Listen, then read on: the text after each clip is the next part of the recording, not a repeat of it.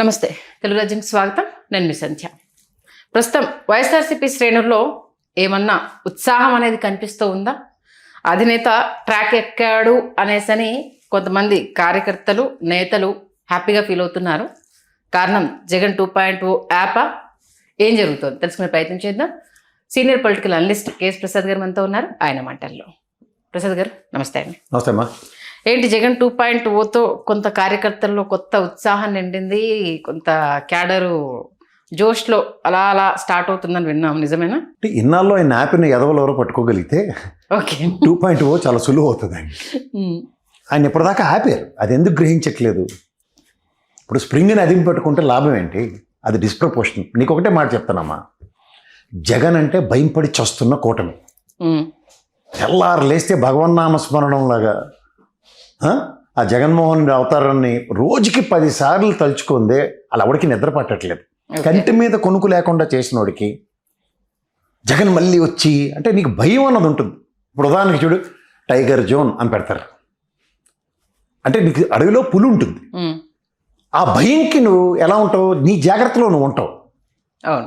రోజు పులి కథ చెప్తే నాన్న పులి కదే కదా. ఇక్కడ నీకు ఇంకోటి, తిరుపతి కొండ ఎక్కుతూ ఉంటావు, తోలో చిరుత పుల్లు ఉంటాయని కర్రలు ఇస్తున్నారు. ఇప్పుడు ముందు కర్రలు ఇవ్వకుండా ఉన్నప్పుడు వెళ్ళాము కదా మనం. భక్తులు ఎవడన్నా నాగాడా?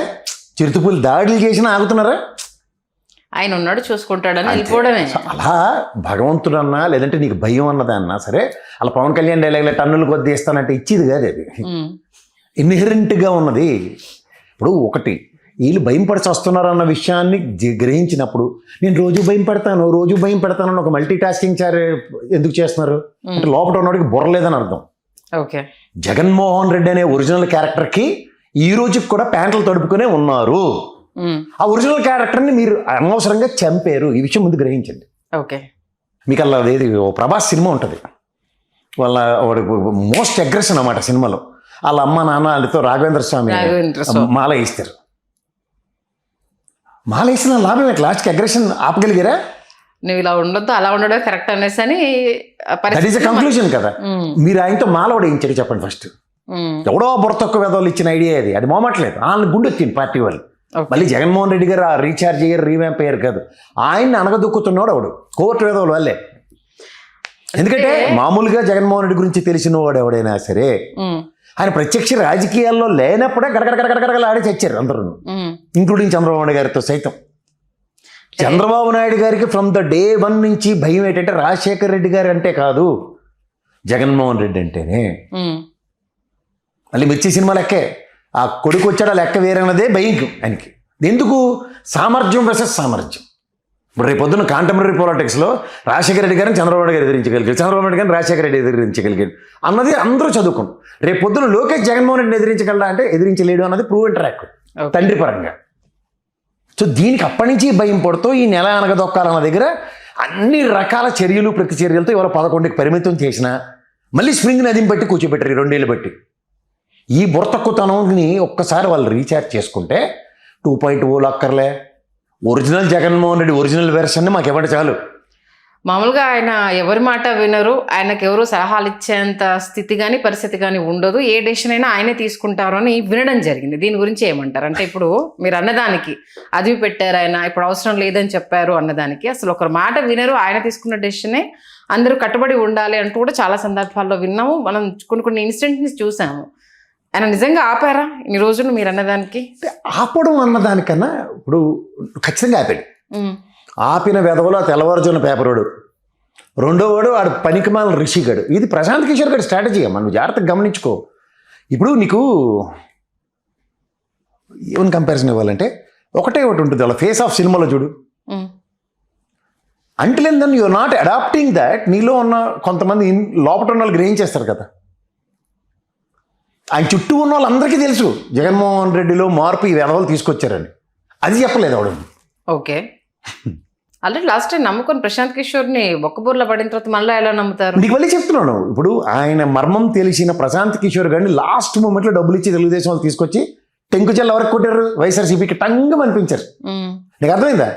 ద లూప్ హోల్స్ ఆఫ్ వైఎస్ఆర్సీపీని ఎవరు త్రూగా అంటే కోర్టు ఆపరేషన్ అది. ఓకే, ఇది ఫస్ట్ ఆఫ్ ఆల్ ఏంటంటే లోపల ఉన్నాడు బయట ఉన్నాడు అంటే ఇప్పుడు ఆయన ఎలా నడుచుకుంటే మిగిలిన అలాగే నడుస్తుంటారు. దానికి వేరే మార్గం ఉండదు. అవును. కానీ లోపల నడుస్తున్నప్పుడు సార్ ఇది మీ ఒరిజినల్ నడక కాదు సార్. ఇప్పుడు మనమే చూడు మెట్లెక్కి వస్తాం, ఆయాసం వచ్చిన సార్ మీరు కొంచెం రెస్ట్ తీసుకోండి సార్ మాడదాం, లేకపోతే మంచిలు తాగండి సార్, లేదంటే కాళ్ళు నొప్పిగా ఉందా సార్, నడకలో తేడా ఉంది, ఇవన్నీ మనం మాడతాం కదా.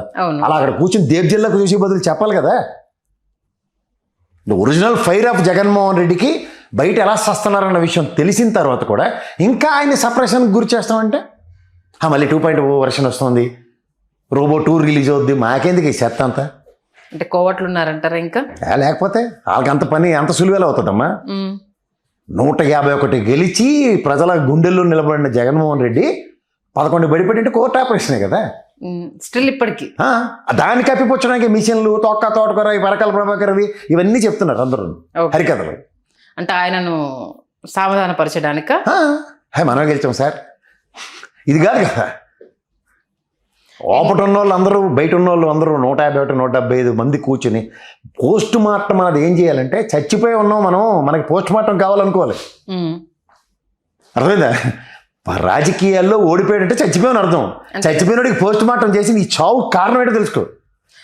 లేదంటే కరోనా వైరస్ లాగా చూడండి, చావు అంటే మామూలు చావు కాదు కదా. 151 నుంచి 11 కనంటే ఊహించని చావు అది. ఒక్క సావు. ఇప్పుడు ఇది మామూలు సావుకి ఒక్క సావుకి తేడా ఉందా లేదా? ఖచ్చితంగా ఉంటుంది. ఇప్పుడు అపోజిషన్ ఏమో ఆఫ్టర్ ఆల్ పవన్ కళ్యాణ్ కూడా మెటమెట్లాడుతూ మాట్లాడుతుంటే ఏంది అది సమాధానం ఏది? ఓకే, సమాధానం చెప్పలేని నిస్సహాయ అధపాతాలంక తొక్కేస్తాం జగన్మోహన్ రెడ్డి అన్నప్పుడు ఈ ఊడ్ర నువ్వు నాకు తొక్కేదని డైలాగులు కాదు కదా, పని కదా. ఇప్పుడు మనకి ఆల్రెడీ ఫస్ట్ హింట్ ఎక్కడ పడింది? 3 ఎమ్మెల్సీలు ఎత్తుకెళ్ళిపోయినప్పుడే ఇంటి పడిపోయింది. అవును, 118 నియోజకవర్గాలు ప్రభావితం చేసిన ఎమ్మెల్సీలు 3 ఓడిపోయాం. పులివెందుల్లో 4 కోట్ల ట్రాన్సాక్షన్ జరిగి ల్యాండ్ ఇలా కళ్ళ ముందు అమ్మితే ఎవరికి అక్కడ పట్టులేదు, ఆ ఎమ్మెల్సీ గెలిచాడు. ఇప్పుడు రాజకీయాల్లో అష్టదిగ్బంధాలు అని ఉంటాయి కదా అవతలవాడికి అపోజిషన్కి. అవును, అష్టదిగ్బంధం ఏది? అదే అష్టదిగ్బంధం నీకు చూపించి అన్నమయ్య జిల్లాలో ఒకటి, పులివెందుల్లో ఒకటి, 2 జడ్పీటీసీలో ఒకటి చూపించారు. అష్టదిగ్బంధానికి నిరసనం అది. అష్టదిగ్బంధం అంటే నిస్సహాయ స్థితిలోకి నెట్టడం. ఇదే ఒరిజినల్ జగన్మోహన్ రెడ్డి అయితే ప్రజెంట్ అదే కదా. కార్యకర్తలకైనా నేతలకైనా మా original Jaganmohan Reddy. Main problem ఏంటంటే చాలా మందికి అర్థం కాని విషయం ఏంటంటే వివేకానంద రెడ్డి అనే వ్యక్తి అక్కడ లేకపోవడం కడప రాజకీయాలకి తీరని డ్యామేజ్ జగన్మోహన్ రెడ్డికి. కానీ అపవాదం ఎవడు మోస్తున్నాడు? జగన్మోహన్ రెడ్డి గారి, రాజశేఖర రెడ్డి గారి సక్సెస్ వివేకానంద రెడ్డి గారు. ఎవడన్నా అక్కడ చెప్తారు, అది వాస్తవం కదా. వివేకం సార్ మీద భయం, వివేకం సార్ మీద గౌరవంతో రాజకీయాలు కాంగ్రెస్ ఆయనలో రాజశేఖర రెడ్డి గారు రావండి, వైఎస్ఆర్సీపీలో జగన్మోహన్ రెడ్డి కానీ సక్సెస్. ఆ సక్సెస్ని దింపుకున్నామంటే ఏం చెప్తారు ఎవరన్నా? మళ్ళీ అపవాదం మూట కట్టుకుని ఉన్నారు. అపవాదాన్ని ఎలా మూట కట్టుకుంటారు? చుట్టుపక్కల తపెలగాళ్ళు చేతకాలను పెట్టుకుంటే, చేతనోడైతే అది వేరే రకంగా డీల్ చేసేవాళ్ళు. కృష్ణన్న ఇలాంటి వాళ్ళు ఉన్నప్పుడు ఒకసారి రండి రాజకీయాలు మాడదాం తెలిసినోడు ఉంటే. మొదటి నుంచి అదే కదా, సబ్జెక్ట్ లేకుండా కూర్చుంటున్నారు అన్నదే కదా మీ బాధ అంతా కూడా. ఇప్పుడు పులివెందుల రాజకీయాలు అని అపవాదం మోస్తున్న వాళ్ళకి పులివెందుల చరిత్రలో జరుగుతున్న రాజకీయాలు చూడమనండి. నేను ఎన్నోసార్లు చెప్పాను, రాజారెడ్డి గారు మకిలి ఏది ఫ్యాక్షన్ అనే మకిలి తన తర్వాత తరాలకి రాకుండా ఆయన చేసిన పని వాళ్ళు ఎవడో చెప్పకపోతే ఏం చేయాలమ్మా? నాకు అర్థం కాని విషయం. ఎంత బుర్రతకు తనం ఎక్కడి నుంచి వస్తుందో నాకు అర్థం కావట్లే. ఇప్పుడు ఎవడన్నా మా తాతని మీ తాతనే ఉన్నట్టు చోలు తీసేది నేను గడిగా ఉంటాం మనం. ఖచ్చితంగా నీకేం తెలుసు అని మాట్లాడుతున్నావు అనేసి కదా.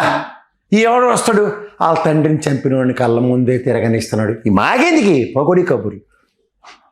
ఆఫ్టర్ ఆల్ దత్తగిరి కూడా తిరుగుతాడు, చెప్పు తీసుకొని పడాలి మన ఊర్లో వాళ్ళు కొట్టక. అలా గుట్టలేకనే కదా ఇప్పుడు కదా మనకి అది చెప్తున్నాను. నిజంగా ఇన్హెరెంట్గా ఒకటి ఉంటే 2 సెకండ్ల పని, 2 సెకండ్ల పని ఏదైనా, దానికి వీళ్ళేమో ఆ 2 సెకండ్లే చేయవలసిన దానికి 2.0 జగన్ మారిపోయాడు, జగన్ వస్తున్నాడు.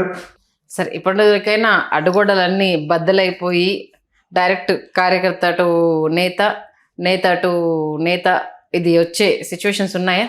ఎవరి కోసం రావు, సప్రెషన్ నుంచే సక్సెస్ వస్తుంది. ఫీనిక్స్ బర్డే ఇట్ లివ్స్ ఫ్రమ్ యాషెస్ అంటారు. Is already in ashes. ఎవరి కోసం రాడు పైకి.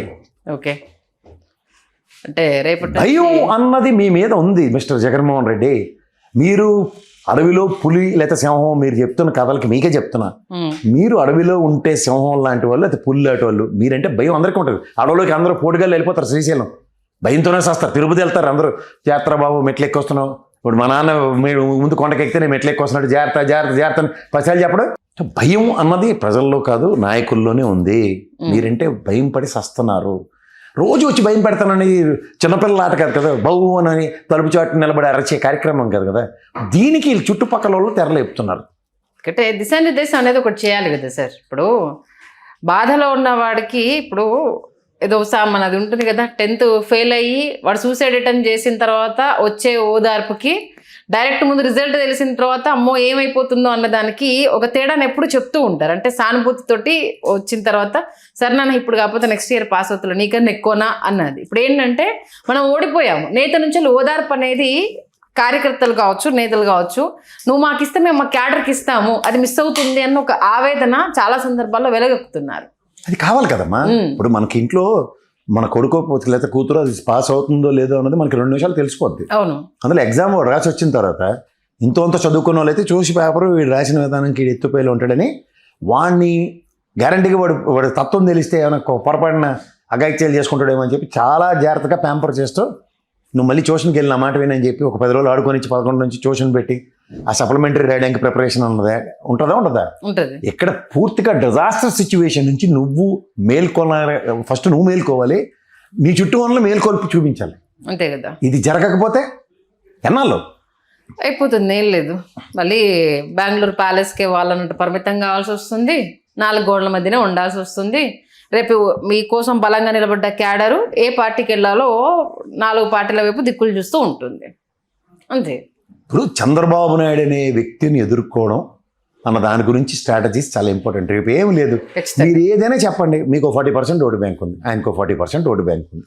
మీరు ఏమి సచ్చినా బతికినా 40% కనబడుతున్నాయి మీ ఇద్దరికి. కన్ఫామ్. అది చంద్రబాబు నాయుడు గారిలో ఉన్న గొప్పతనం తనకు కానప్పుడు ఎవరికి కాకుండా చేయడానికి చూస్తుంది.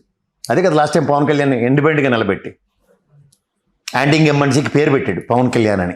ఇక్కడ డివైడ్ అయిపోయినా మనకుండే ఓట్ బ్యాంక్ మనకు. ఇప్పుడు ఎవరు ఎన్ని చచ్చిపోయినా వాస్తవం ఏంటంటే Pawan Kalyan Janasena is a planted creature.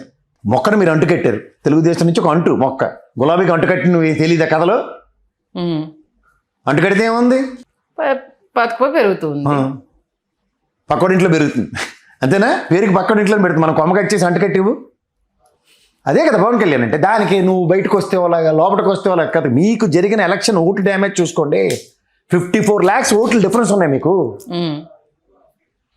ఈ చిన్న శతక బీజేపీ పవన్ కళ్యాణ్ అనే తుమ్మిరి బ్యాచ్ని పక్క తీస్తే ఈడ్చి కొడితే 19.5 లక్షల ఓట్లు లేవు వాళ్ళవి. అవును. ఒరిజినల్ డిఫరెన్స్ చూడండి, 30 లక్షల ఎక్సెస్ ఓటింగ్ తెలుగుదేశం పడినప్పుడు అది మీకు జరిగిన డ్యామేజ్. మీ వాళ్ళు ఎత్తుకెళ్ళిపోయారు. ఏదన్నా ఎవరికైనా చెప్పాలి అంటే సందర్భంగా ఏం చెప్తారు? ఈ 2.0 అనేది పక్కన పెట్టేసి ఇప్పుడైనా మళ్ళా లైమ్ లైట్ స్టార్ట్ అయింది అన్న దానికి సంబంధించి ఏం చెప్తారు చివరిగా?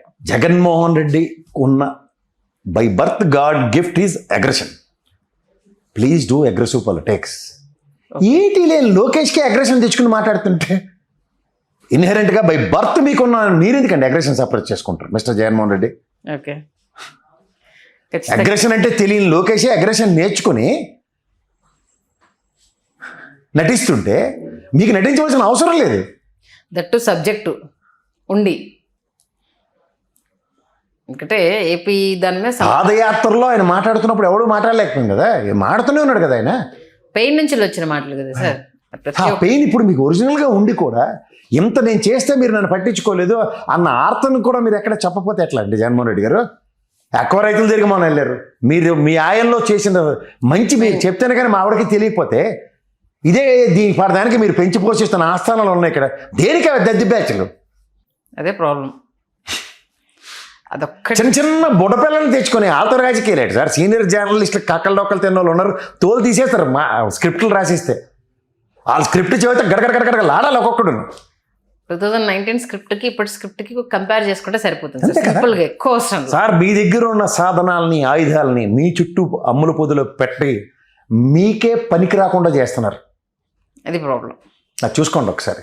చూద్దాం. మీరు అన్నదాని ప్రకారము ఈ కొనసాగింపు ఇలాగే ఉంటే రేపటి రోజు వెనుదిరిగి చూడాల్సిన అవసరం లేదు. మళ్ళా గాడి తప్పితే ఎలాంటి పరిస్థితులు ఉంటాయో తెలియదు. మంచి విశ్లేషణ అందించారు. Thank you sir. Hello, Telugu రాజ్యం ఛానల్ చూస్తున్నారా?